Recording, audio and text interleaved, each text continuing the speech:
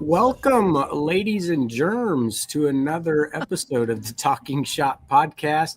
Vincent's here. What's up, Vincent? We are here on a Tuesday night to talk some shop. We've got Michael from Medium Rare Cards. We've got Jacob from It's Cobb. You got to remember y'all's handles.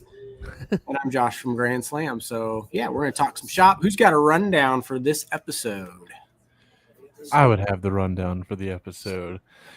October baseball is here and the hobby's heating up with it. Topps just dropped its first ever Golden Mirror autograph cards and update series. Ian Happ literally threw money into the bleachers at Wrigley, and Mike Trout is out here dishing advice like a clubhouse coach. Meanwhile, the weird side of the hobby is alive and well. Yes, there's now a Garbage Pail Kids Griffey auto floating around. We'll also talk about Snorlax's place as one of the most iconic Pokemon of all time, the patience of a collector who finished a 10-year set chase, PSA's price hike again, and Cal Raleigh's record card sale. As always, we'll hit it with what's new in the shop. Josh will close out with a crazy stat of the week. Before we get into our first story, I found this while Michael and I were in the pregame. A cool one-of-one wrestling auto has surfaced, Josh. So I'm going to throw this up there for you and I only. You ready for this? Who is it?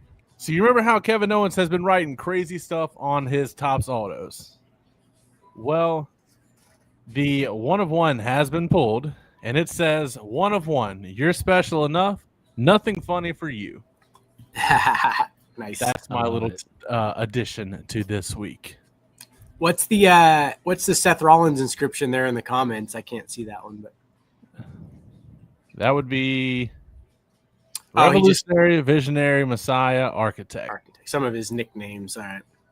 Very cool. Yeah, very cool. I think the hardcore inscriptions should just be on the 101s, but does that Kevin Owens inscription, does that match his persona?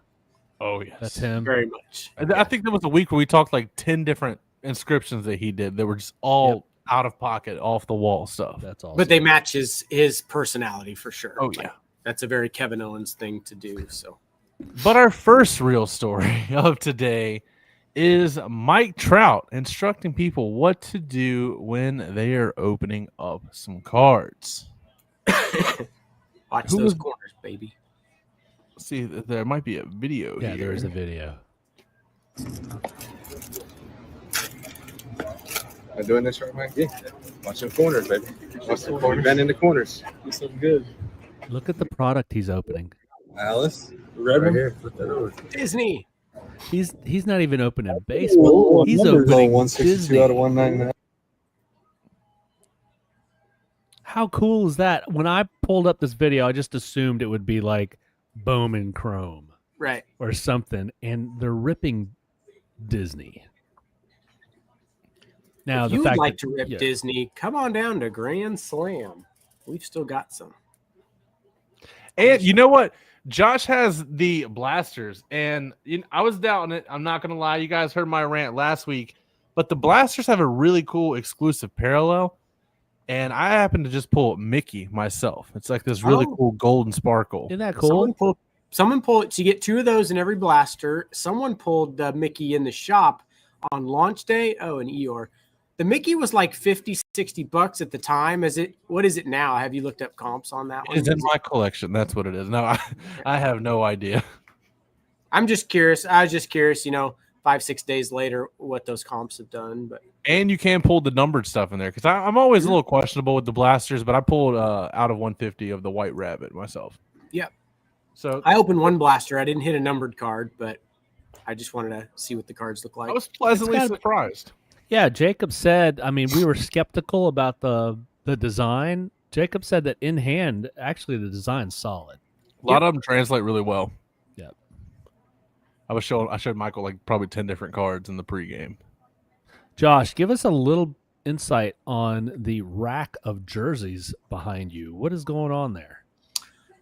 We have a friend of the shop. Let's see here. There's a table of jerseys, helmets, and a rack of jerseys.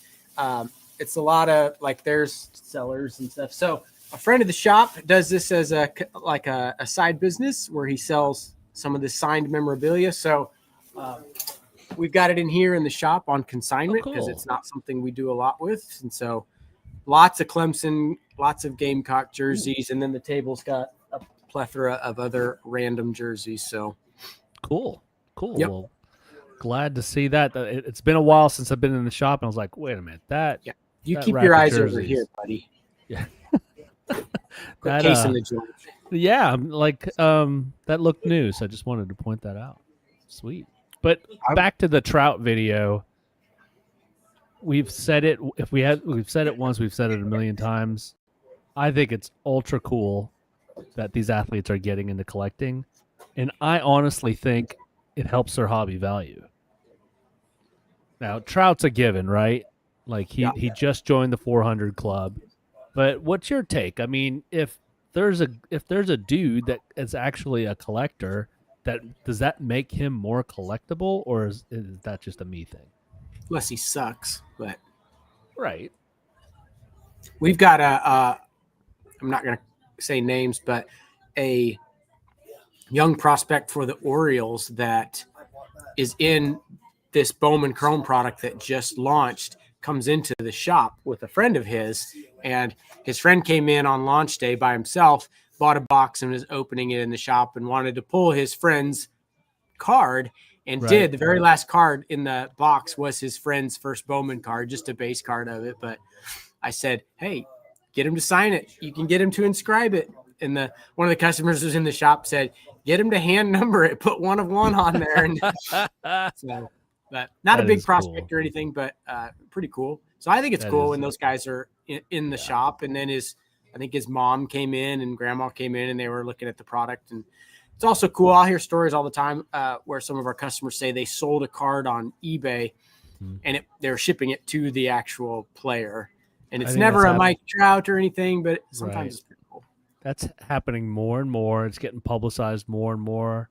I just think it adds to the charm of the hobby. And but you need some of these guys aren't big pocket guys, but we do need some of these guys with ultra deep pockets collecting cards, because if you happen to pull one of these cards that's $50, $60, $70, $80,000, you need some guys that will have those deep of pockets to buy them, or you're never going to sell that thing. So everyone wants to pull a $50,000 card, but you need someone to sell it to. So you need some rich people in the hobby that are buying this stuff. So that's one a great upside point. to the rich dabbling in our beloved hobby.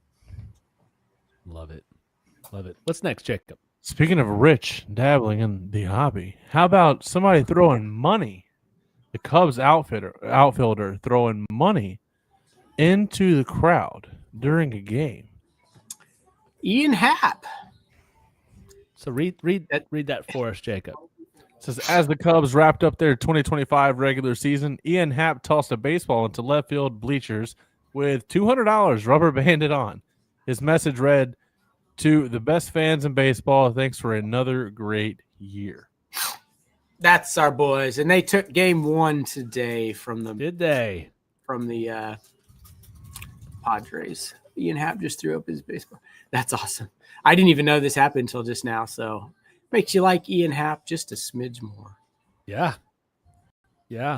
That's your team, right, Josh? You're a Cubs Oh, yeah. guy. Yep. And who are they playing? In the first round? Padres, wild card.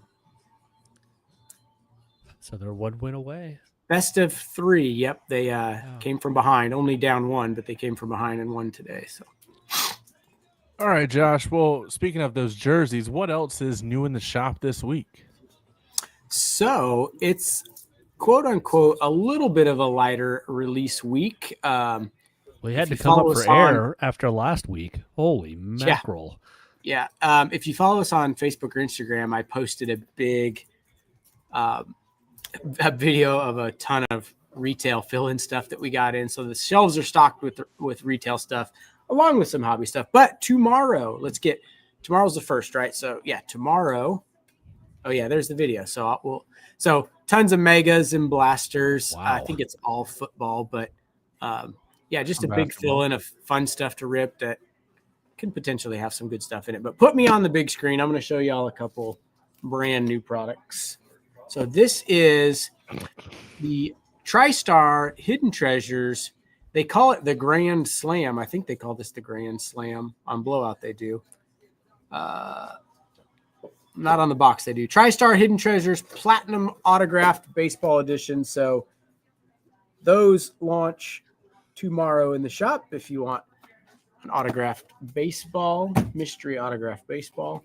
And then, Jacob, this seems like it would be up your alley. Is this up your alley? Oh, you got some SpongeBob. Topps Chrome SpongeBob launches tomorrow in the shop. I think that's tomorrow. Let's make sure. Actually, it might have been today. That launched today. Yeah, these Tuesday releases. Come in tonight and grab. Yes, go see SpongeBob. Josh right leave now. me alone tonight. I want to go Right now. This is tomorrow.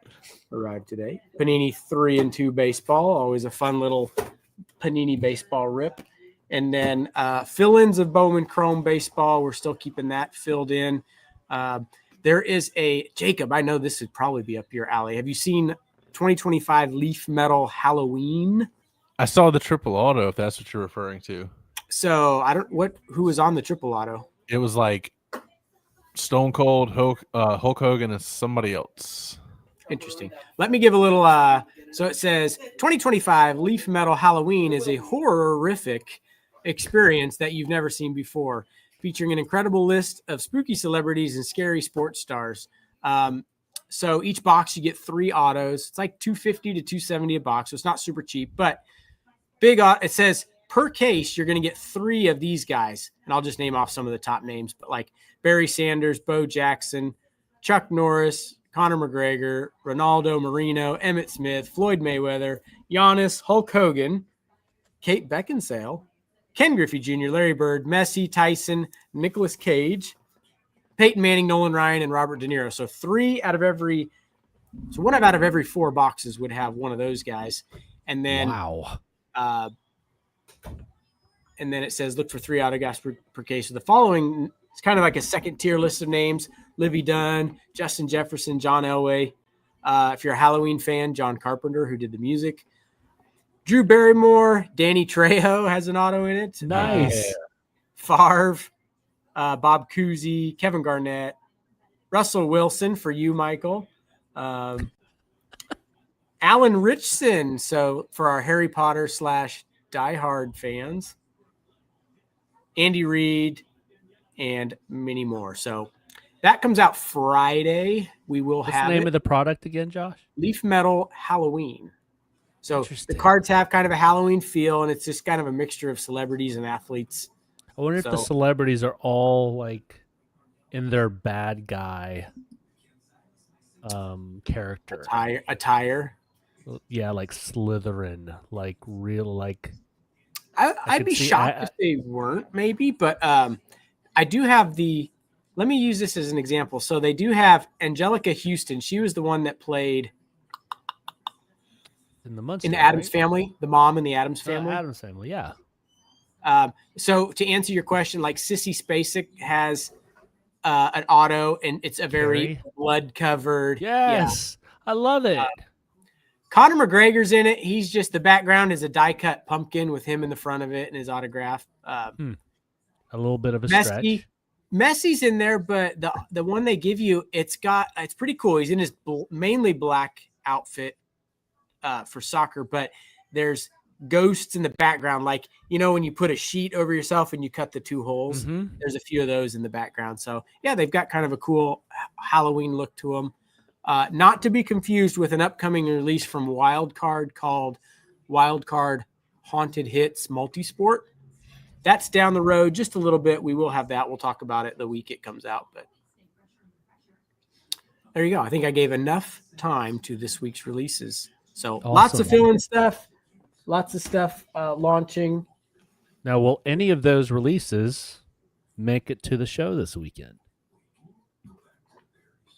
Depends on how well they sell over the next couple of days. And so I'm assuming you're set up at the show this weekend, Josh? Absolutely. Tell us a little bit about that. It's in the same location as last time, correct? It is. Yep. Sisk Memorial Baptist Church in Fort Mill. Same place as last time. Jacob, I'll have you throw that picture up there. We can talk. We need to pump this thing in the last few days. It's what, Tuesday, Wednesday, Thursday, Friday, 4 or 5 days away. this Saturday all day. We'll be there. Tables are sold out, but there it is. Jeremy over at Top Sports puts it on. Always a good time. It's always a good show. Yep. Always a good show. Come on out. All right, any breaks that we need to fill, Josh? Not currently. No, I have not posted anything, so Okay. we'll see what the next couple days entail. SpongeBob break up there. Yeah, a little That's the Disney SpongeBob collab there. If I was drowning in that product, I might, but I have a feeling it's going to sell pretty good. I Yeah. have had a couple of requests to, if it hasn't sold really well by Saturday, to bring some to the show. So come to the show and maybe you can snag a blaster. Yeah, absolutely. Do you have, for the SpongeBob, do you have just the blasters? Just blasters. Yep. All right, no problem. Don't shoot the messenger. Do they do hobby of that product? Yes. Okay. All right, and with that, let's go ahead and have a word from our sponsor, Oh, they Josh. do hobby and blaster. Are you looking to get your cards graded? Well, here at Grand Slam, we've simplified the process of submitting and getting a card graded. All you have to do is drop off your cards and kick your feet up, while our transparent tracking ensures that you are up to date with every detail along the way. When you log into our website, you'll immediately be greeted with each card in the grading process, along with where it's at in the process and its final grade. And with over 1,000 submissions and some of the top cards across the country being submitted through us, we have become a well-trusted source to handle and submit your cards. So you can do more collecting and leave the chore of grading to us. So don't sit on grading your cards. Get them submitted today at Grand Slam, where grading's made easy.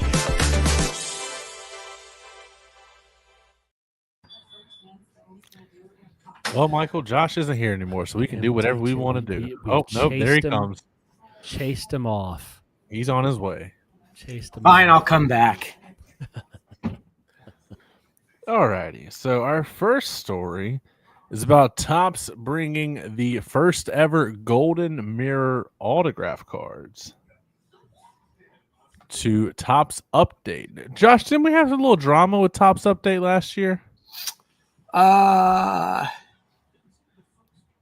No, not that I can recall, unless Mixing it up with another product. But the Paul Skeens debut patch. that's Topps Chrome updated. Okay, what? That's what it was. Inside joke. So, so the Golden Mirror, if you guys are new to the hobby, sort of catching this for the first time, Topps, I think it was 2 years ago, correct me if I'm wrong, Josh, they started putting the Golden Mirror parallel in the flagship offerings. And it's basically a super short print of a base card, and the back of it is gold, and I believe that there's an image variation as well. This is the first time that they have included, it looks like it's going to be in gold ink as well, an autograph version. Now, it'll be interesting to see if these are one of ones and the rest of the gold mirrors are going to be without the auto. I love this. I don't think that Topps Update needed any more juice, because I think there's a couple rookies that we're waiting on that are going to be in Topps Update. I can't think of them right now, but this is pretty sweet. What are your thoughts on this, Josh? I always go straight to the comments. I love that one. It says the influencer breakers you guys send these to are gonna love them. I just love it. But yeah, I love the gold ink touch. That's a super smart idea. Yeah. And that other comment that says such a good idea. The best photos deserve autographs. So yeah, I agree. I really like this one here. Yeah. With the Gatorade. It's just we've said it before. It amazes me how they haven't figured out, like, use awesome photos on sports cards. Like, well, it's not like you're going to run out of a creative photo or a creative pose or something. I tell you though, Josh, the one product, it was one of our favorite products, or one of my favorite products. The Stadium Club. I don't think that's coming back. I don't think it released this year. I don't remember Stadium Club releasing this year. And so I'm thinking that they took photos that they maybe hold back for Stadium Club, and they're finding their way into flagship as these image variations. It makes you wonder if they take a couple products like Stadium Club and one of my personal favorites, Gypsy Queen, and retire them and then bring them, wait a couple years and bring them back out of retirement. I don't know if there's a method behind that or what their reasoning for that is. Those are always two great sellers. It can't be that those products underperformed. I mean, get rid of Topps Archives. I mean, get rid of. They did get rid of what was the gold one? Gold label. They got rid of gold label. I think so. I think they sunsetted gold label. But I mean, come on, Stadium Club. Come on. I mean, don't get rid of any of them. It says these are super short prints, and I'm trying to find out because I don't think they are one of one. Yeah, the gold labels are super hard to pull. Josh, has anybody pulled a gold label in the shop that you could remember? Gold mirror? A gold mirror. I'm sorry. Yeah. Okay. Non-auto, I think. Well, these are this is the first time they're going to have autos. For sure. Okay, So for sure, we've had some gold mirrors pulled for sure. Yeah. I mean, it's hard too. Sometimes you pull one and it's just not a great player, but they're not super obvious. They're not super obvious. I mean, not super obvious. There could be gold mirror parallel sitting in people's commons box. Perhaps, because they just haven't turned them around and realized that they're the gold label version. But I love this. It's another great decision by Topps. I do agree with that. The best photos deserve the autos. And this is just going to add some unneeded juice to this product. Josh, do you remember who we were talking about that might be the rookie? Is it Kurtz? That's going to be the rookie. I think so. Chase in update. Yeah, I mean, that's got to be. I think it's got to be Kurtz, right? Yeah, it's not. I mean, it's not. Who was the other big rookie? Guys in the comments, who's the other big rookie this year that didn't make it into flagship that we were thinking that we're going to hold back? Got Ben Rice is the only one up here with a rookie card shield. No, it was a big name. It was a household name. He had made a splash this year, and people were wondering if he was going to make it into Series 2. And then we were thinking, no, they're going to hold him till. Why am I drawing? I'm having a brain fart with this. It's not Kurtz because. It's not Kurtz because Kurtz, his run is a little more recent in the last 2 or 3 months. This one was almost mid-season that we were like, are we going to get him in Series 2? And we never did. It'll come to me after we go off air. I promise you. That's the way that works. So, Gold Mirror Autos. Love it. Love it. Do you know what team he plays for? It's a baseball team. I got that part. Okay. It'll hit us later out of the blue. Alrighty. Well, our next story is, Michael loves his Garbage Pail Kids autograph or cards. Now we have the autos. We have Ken Griffey Jr. Check this pull out. A little disappointing in this pull. Little disappointed. And you'll know what I'm talking about. The why I'm disappointed. It's a redemption. Redemption. That's dumb. It's a redemption, but it's a Garbage Pail Kid, Ken Griffey. Take my money now, man. Why were there 3 autos in that pack? Is that? It was probably Breaker's Delight. Yeah, it was. Oh, sorry. Yeah. I love this. That card probably looks sick. I sent you a picture, Jacob. We haven't had a Garbage Pail Kid auto pulled. We did have Gummy Aaron pulled in the shop. So that's the only one I know of so far. So we've sold Bowman really well. Is he so far. is he going to win the MVP, or is Cal I mean- Raleigh going to win the MVP? You got some really strong arguments for Judge from a few of the staff here at Grand Slam. It's hard to give MVP to a guy hitting 240, even if he's clubbed 60 home runs. I would land with I could go either way. If they gave it to Cal, I would say there you go, and if they gave it to Judge, I would say there you go. They both Does that award come out postseason, like after the season's over, or during the takes season? awfully long. No, after the season's over. So, but when's the vote? Is the vote like will how far the Mariners go and how far the Yankees go influence that vote? I mean, it's not supposed to.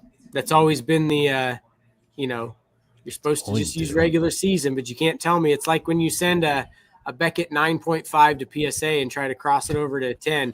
You think subliminally you've planted that 9.5 in their head. That's right. It's like I can't give it a 10. Yeah. So that would be tough, man. Someone lights it up in the postseason. Yeah, Seattle goes to the World Series and Cal Raleigh hits 5 home runs in the World Series and you don't give him the MVP, that'd be tough. And Judge flounders, but yet in the regular season, he had a better regular season. Well, Judge did flounder last postseason, I think. He had a bad postseason against the Dodgers last year. So, wow. Anyway, let's get back to this. I can't wait to see this. I don't know if an image of this or like the base card is up, but this is gonna be so sweet. I can't wait for. I'm hoping that this gets posted, sent in for grading, and it gets a 10/10. That's gonna be sweet. That is gonna be awesome. Yep. Alrighty. Well, next. I'm gonna step out of the conversation because I have no idea about Pokemon. Well, Michael, I'm bringing you right back into the conversation because you sent over this story. Tell us a little bit about the sleeping giant that is Snorlax, apparently taking over or shaking up the TCG market. Josh, do you see any demand for Snorlax in the shop? I mean, not like this, but which Snorlax card is this? I had no idea. OG. Okay, so go through these. I will say this though, he is some of the Pokemon. They all kind of like very distinct. They stand out, but some they stick in here a lot more than others, and he would be one of those for sure. So we had the Team Rocket Snorlax. Look at the numbers, guys. That is crazy. You serious? $700 raw. Go ahead, Josh. Yeah, I mean, I could see that. We've got a beat up. I can't remember the name of it. We just got it a beat up Pokemon card that's worth like $700 raw. An older one. It's crazy. I think this had to be like early 2000s. It looks like 2004 at the bottom. Now it's kind of blurry, and my eyes are getting older. I don't even want to hear it. That's quite some time ago. Yeah, I mean, think the nature of these cards back then were with kids. The condition's going to be an issue. So yeah, have the Legendary Collection Reverse Hollow Snorlax. These always look like just cool cards. The background kind of look like fireworks. They always pop when the light hits them. But this one's going for 500 raw, 75 Gem and 10, and we're just going to assume these are PSA prices for sure. Gracious. The Reverse Hollow Sky Ridge Snorlax, another older set. Looks like 2002 possibly down there. I'm really just guessing. But $400. Then first edition Jungle. No, this one's old. This is like the second set that was released. Yeah. 95. That's an iconic looking card. Well, oddly enough, that we haven't had any like over the top crazy designs. Oh no, these are all old originals. Oh well, there we go. Full art team up of Snorlax and Eevee, which Eevee's one of the most popular ones. We probably just had this card in the shop recently, actually, because we bought a bunch of tag team era stuff, sold it like that. But Josh, as a wrestling fan, how do you feel about the tag team Pokemon cards? I'm down. Sleeve It Sports Cards. What's up, guys? Glad you are back to doing evening, And then night streams. I love it. another tag team of Eevee and Snorlax. This one's more a little like an artistic rendition of it, but still. Yeah, and those prices are a little more. You're gonna find 10s of those a lot more often than you will. They're Absolutely. they're just too new. That's probably 2022 or something like that. Yeah, it's close to that. Yeah. Let me hop in here. So for a non-Pokemon guy, and we've covered this before, if somebody wanted to start, if they were like, you know what, I'm not really a sports guy, but I want to start and dip my toe into the hobby as far as collecting, what's the learning curve like if somebody wanted to get in on the Pokemon side of things? Do they need to play, or can they just collect? No, I think that's the driving force behind Pokemon. It's playing and collecting. But I've said we have a large player base here at this store, and we run weekly events, but 90% of the people in the store throughout the week are just collectors. Maybe even higher than that. It's that high. So this would be a great question for a lot of the people that have been in recently. Pokemon's had this huge surge in the last 9 months. We know what Pokemon's done as a hobby. It's exploded, but a lot of people, maybe Jacob's age, where you played with these, opened these as a kid, collected them as a kid, and then now are like, I'm wanting to get back into it on the collecting side. And I'm careful to criticize because I think of it this way. When I was a kid, He-Man was huge to me, my favorite. And if He-Man action figure collecting became this boom like Pokemon cards, I'd probably have this interest of like, I want to maybe get into this because it's very nostalgic to me. I have a connection to it. And then for some people, and then there's money involved in it. And so we get a lot of people in that are just getting into this and figuring it out and putting a lot more time and effort into figuring this out. But it's the same thing. Like with sports athletes, I say, here's what determines the value. How good is the player? How rare is the card? What product did it come out of? And what condition is it in? So if you've got the rarest of all cards, but the player's terrible, nobody really cares.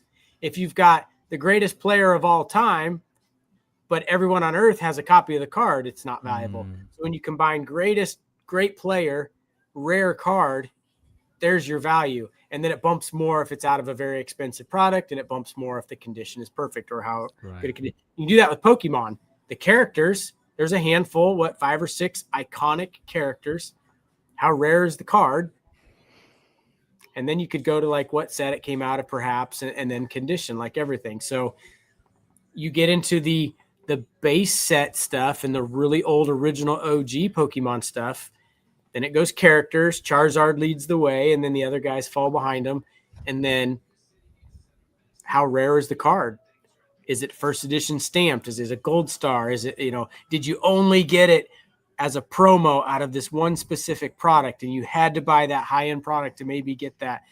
And then how good a condition is it in? So, and then piggybacking off that, based off there's a lot of homework to do. The collecting side of it, like if you go get a kid a box of Pokemon cards, or even an adult, like you sit there and you open the pack, there's going to be one oddity that you just kind of link on to. And like all of a sudden that could just be, especially a kid, that could be their favorite. That's who they want to collect. Value means absolutely nothing to them. They're just, and the art style is really cool. We always talk about it with Lorcana. It's easy to latch onto that and be impressed by that. And going back to, I see it all the time in the collecting sphere that I'm in. Hey, I now have the money to buy the stuff that I couldn't get when I was a kid. So while you guys were talking about baseball, I'm over here looking at McDonald's Happy Meal toys from 2003 on my phone that I want to go back and get the set, because now I can, instead of having to say, Mom, can we go back to McDonald's so I can get the bear toy? You know what I mean? Right. You're in the minority, though, as a collector in this hobby. The majority of this hobby right now is collecting for financial reasons. Yeah. So they're only looking for not their favorite character, which character sells the best, or which character is going to increase in value the most. And that's been my complaint with young collectors on the sports side, is like, you don't have any of them really collecting. You have them flipping and looking for the investment side, which is cool too. Yeah, But like I always try and think of collecting standpoint. Like I knew I wasn't going to get anything massive out of this Topps Chrome Blaster, but I know I can't afford to go to Orlando at this moment, so this is my trip to Disney World. Like I'm just having fun. I didn't expect anything crazy. Didn't hit anything crazy. Hit some cool parallels. Other than that, it's just the fun part of it. Yep. Well, that's like I said, I've tried when my kids got into Pokemon to try to educate myself on what was valuable. It's confusing to me. For me to say that it was easier for me to pick up soccer collecting than Pokemon is goes to the fact that I just didn't have a connection to it because I'm not a TCG guy. I'm more of a sports guy, so I naturally gravitates towards sports. But this is something that I may just have to, and I think I've threatened this before, may just have to, educate myself on and probably fall in love with this. I think there's a love affair with Pokemon in an entire generation. It just hasn't hit me yet. Yeah, I have a hard time getting behind it as well. I just have no personal link to Pokemon because I was just too old when it came out. But so I don't understand it. But I can understand because of the things that I do have a connection to from my childhood, like He-Man and Ninja Turtles, a few other things. I can understand why grown adults would be after that because. Yeah. If I walked into a show and there was a table full of He-Man toys, I would be like a kid in a candy store. I'll meet up with you guys later. Yeah, I'm going to be over here. And I'm sure a lot of people would be like, what a weirdo. So here, hold my Red Bull. I'm going to be right here. That's so funny. I'm sure my teenage boys are probably like, what in the world what are you watching, Dad? And I'm watching an old episode of He-Man on my phone. Oh, yeah. Just takes me back. All right, now Josh, hold on. Now they're coming out with a live action, right? I'm not just getting. I think Jared Leto's in it actually, but it's Skeletor. His Skeletor, right? Yeah, I'm just like. Supposedly he looks great. Just don't do what's his name did with the Netflix animation one and just totally ruin it. Oh. Us hardcore He-Man people were not happy with. What's the dude's name? Kevin Smith. Oh no! Did he ruin it? Ruined it. Let's just say He-Man was demasculated, emasculated. What do you call it? Where they emasculated? Yeah, and the women were the butch heroes of the cartoon. Yeah, he ruined it. And the live actions is my only. Now grew up watching the cartoon, but I do remember the Dolph Lundgren He-Man movie. Yeah, that one's pretty bad too. I don't think that one's going to age. I've said for probably 10 years, why are they not using Hollywood's special effects and budget to recreate He-Man? It's got all the elements that you could possibly want. They just need to get the right people behind it, and it could be epic. It could be like Marvel level awesome. And so maybe this one will. We'll see. I'm hoping with the Street Fighter movie coming out next year that it kind of snowballs more of that stuff getting a proper treatment. Because like something I know nothing about, Dragon Ball Z is huge. That movie flopped in the early 2000s, and they haven't touched it since. Yeah, they're scared. So I'm hoping they do it right. Heck, they tried doing Power Rangers a few years ago. That's true. Didn't work out. I'm hopeful always. All right, Josh. Now you have some pretty intense Brady things in your collection. Anything that you've waited a long time for? Waited in what way? Like tried to obtain, and it took you a long time to get your hands on it. Spellbound, right? I mean, there's still a couple. only the goat bound one. The spellbounds, I have a lot of those. The goat bound, Thomas Edward Patrick Brady Yeah. Jr., the 26 letter. Yeah, Have you made a dent? There's one completed set on eBay. The dude's asking $5,000 or best offer. I offered $500 and he declined it. Then I offered $600 and he declined it. I'm thinking $600. That's like $20 a letter. Come on, that's over $20 a letter. Have you put a dent in that? Have you tried? I have like two of them. No, I haven't tried. It's like that's such an undertaking that I feel like it's just over. It's too much for now. What product? Because that was out of Prestige. No, it was out of Donruss Elite. Donruss. That's right. Donruss Elite, separate from Donruss. Elite. What's the longest you've been actively working on something? Well, I mean, not super long. The planetary pursuits. I have the Sun, Mercury, Venus, Earth, Mars, and one more. I need like 4 more of the planets, but yeah, I'm just slow. I'm not hardcore working on those. I'm being patient and waiting for someone to list the next one on eBay at the right price. And how about working on a set for 10 years? No. You think you could do that? I mean, I haven't even been in this hobby for 10 years. So this guy did. It took this collector 10 years to track down the final card of the 2013 Supreme Stylings autograph set. Check this out. Wow. None was harder than Yu Darvish. That was his unicorn. Really?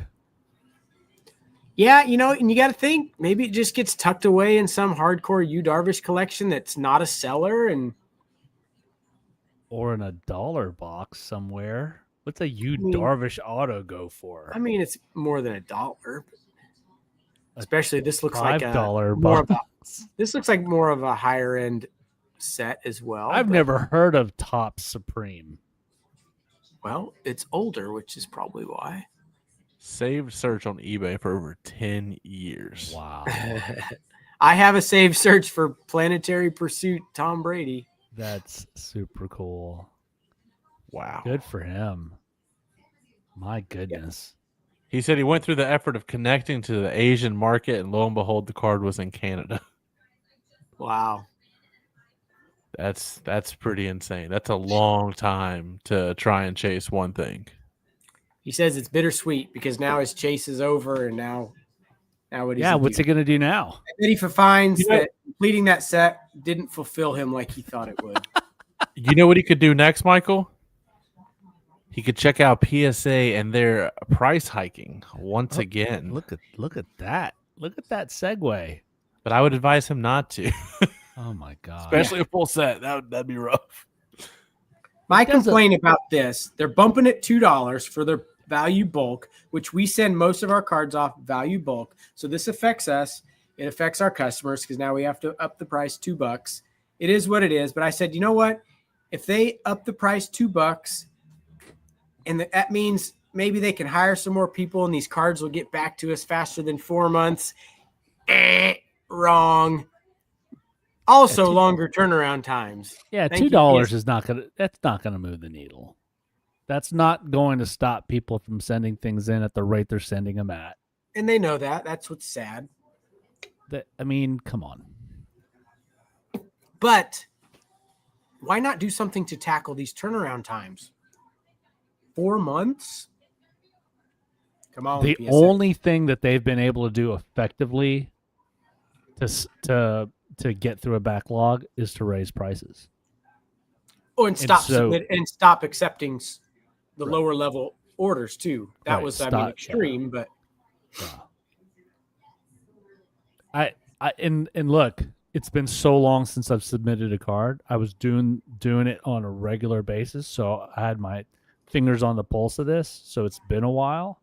I had no idea that turnaround times had ballooned to 4 months. I mean, this is it's close to pandemic lengths as far as like post pandemic was like 4 to 6 months, right? It was a year. There was some stuff that was taking up to goodness. a year to get back. Yeah. And so I wouldn't be surprised if if it breaches 6 months. And at that point,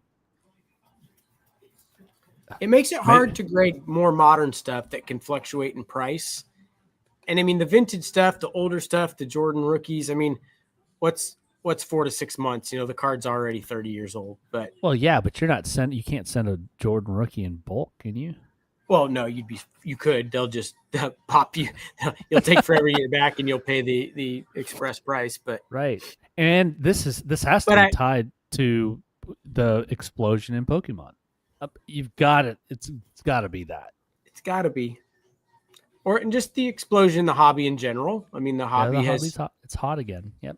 Yeah. Do you think it can get to the point where it would deter enough people where they have to overcorrect? Because the thing that drove me out of collecting cards over the last couple of years, I've been waiting 3 or 4 years for redemptions that I know are not coming. I requested replacements 2.5 years ago. I was like, you know what? I'm cutting my losses with this. I mean, that's going to hopefully get alleviated with Topps probably taking over some of that. If that's just a thought. I mean, Panini's still going to be around, but I think that's one of the biggest complaints. And you'd like to think that Topps has the Fanatics financial machine behind them, that maybe with all the player interaction stuff they do, maybe they can just have the need to do less redemptions. Well, just because they're getting these guys to sign easier. Well, back to PSA, with their long turnaround times, the prices going up. Somebody over at Beckett needs to be paying attention to this, because when this happened last time, SGC put a line in the sand and said, all right, we're going to get market share because we're going to come in lower and our prices are going to be lower and our turnaround times are going to be ultra fast. And if somebody at Beckett doesn't learn from that and take advantage of this, then they don't deserve to be in the hobby, because this has happened before. An upstart company, SGC, took advantage of it. Beckett is way more established than SGC. Their black label 10s are the only thing that seems to be able to dethrone a PSA 10. This is your chance, Beckett. I'm looking at, although I would argue SGC tried that, whatever. They're like number 4 right now behind Beckett and CGC and PSA. So SGC's, I mean, I'm just looking at GemRate's website. It does say it gives you trending players and trending subjects. They have to put that in there. The top 2 are Pikachu and Charizard. So graded last week, 29,000 Pikachus and 11,000 Charizards. And Ty Cobb is the next closest at 6,000, which is amazing to me. How many Ty Cobb cards are out there? Really? Yeah, although graded all time, only 26,000. So that seems something weird there, is because it does have the graded prior week minus 6,173. So there's an anomaly there for some reason. So maybe we should take that out. But Jordan would be number 3 behind Charizard, Jaden Daniels. But then Umbreon, Mewtwo, Mew, a baseball player, also vintage with that weird sub. It looks like there was, that's really weird. There's a couple weird vintage guys on here where they are at minus 200%. So you got to take those out. I bet you that was a one-time, 1 week type thing. Maybe. But you've got, out of the top 10, 1, 2, 5, 6, 7, 8 of the top 10 players or subjects last week graded were Pokemon characters. Yep. You only have Jordan, Jaden Daniels, and Ohtani is number 10, with Caitlin Clark right behind. So that's crazy. That's crazy.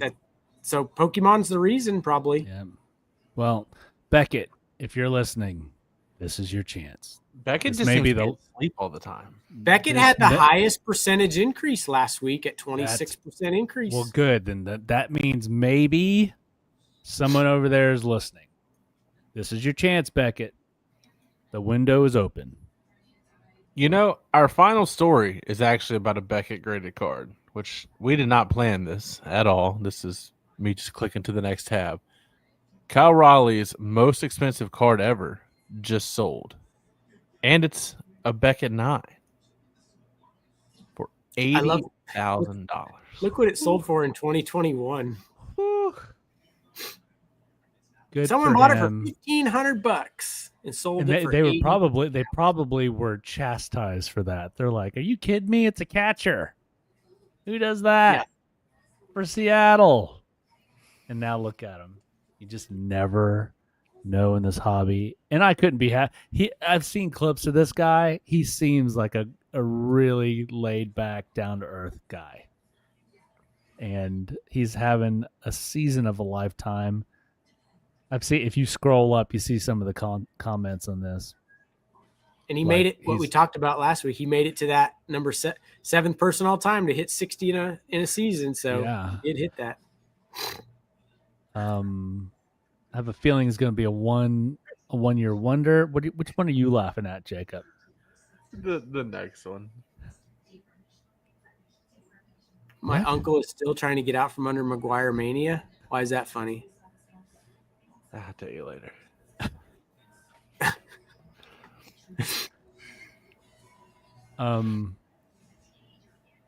Anyway, sorry. I was trying to figure out why Jacob's laughing, but yeah, so we did not plan this being in a Beckett holder. We just were talking about Beckett. Thoughts on this? It's a super fractor. It doesn't matter what holder it's in essence. I mean, within reason, it's the only one. This is his one of one first Bowman auto. So even if it was in a GMA holder, it's going to bring enormous money because the card is what it is. And I like GMA's new holders.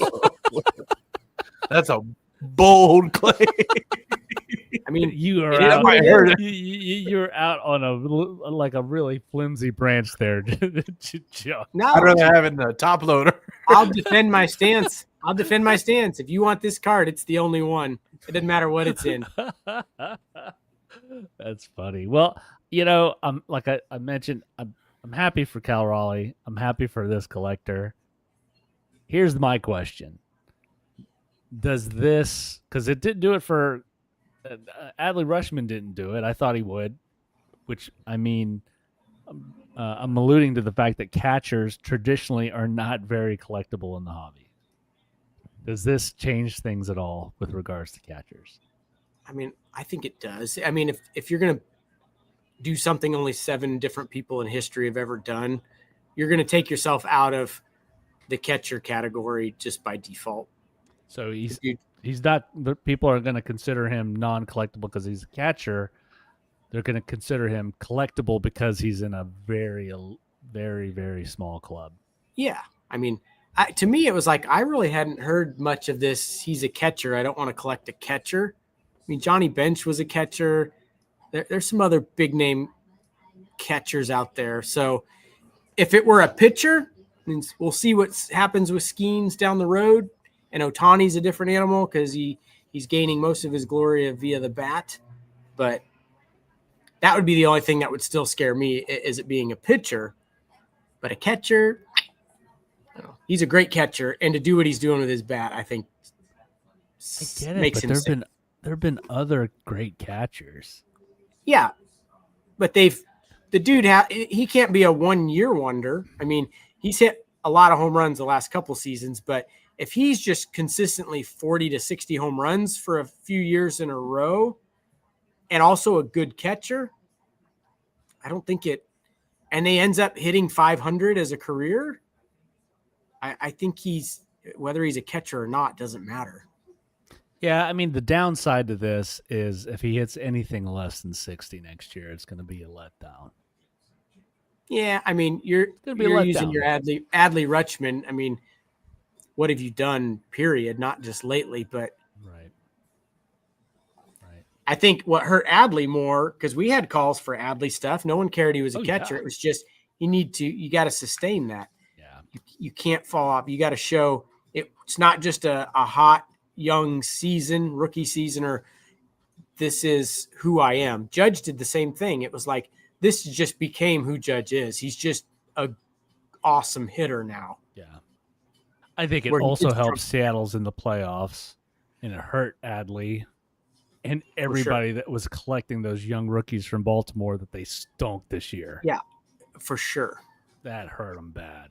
So yeah, that might be what holds Wemby back. I mean, hopefully, if the Spurs can't get in the playoffs and do some damage, I mean, how long is Wemby stuff going to stay hot? You need a ring at some point, or you got to start flirting with it.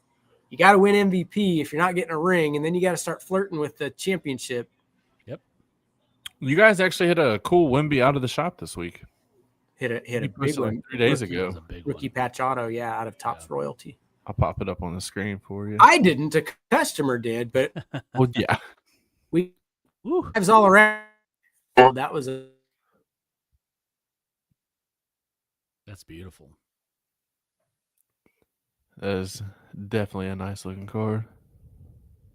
Well, as we wait for Josh to come back to the land of the living, if you guys have made it this far, thank you. Don't forget to like, subscribe, and comment. Don't forget about the show this weekend over at Sisk Memorial Baptist Church. We mentioned Pokemon. There is in this show and the show that at the venue they were having it before, strong Pokemon presence. So make it go over find there. a Snorlax. Yes, find the Snorlax. So, Josh, welcome back. I keep disappearing. I thought after hours internet would be pretty good. Well, Josh, take us out with a crazy stat. You got one of those for us? You didn't read my facial expressions when Jacob alluded to that earlier. I might not have a special stat this week. Let me think of one really quick. I'll make one up on the spot. Did you know that? How about a fun fact? You got a fun fact?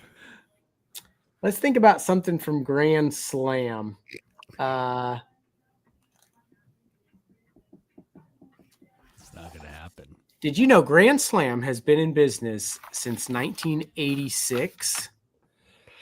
That might be, if anyone's watching for the first time, that might be a crazy stat. Yeah. I haven't been in business since 86, so hats off to you. You haven't been alive since 86, have you? I have not. Definitely haven't been in business. Oh, my gosh. Well, All Josh, right, thanks. I'll do better next week with a stat. Hey, you're doing fine. Josh, thanks for joining us. I know you're coming from another event, just back to the shop just to do the podcast. So thank you. Jacob, thank you for producing. And guys, thanks for watching and listening. We'll see you guys next week. Come to the show Saturday. Peace.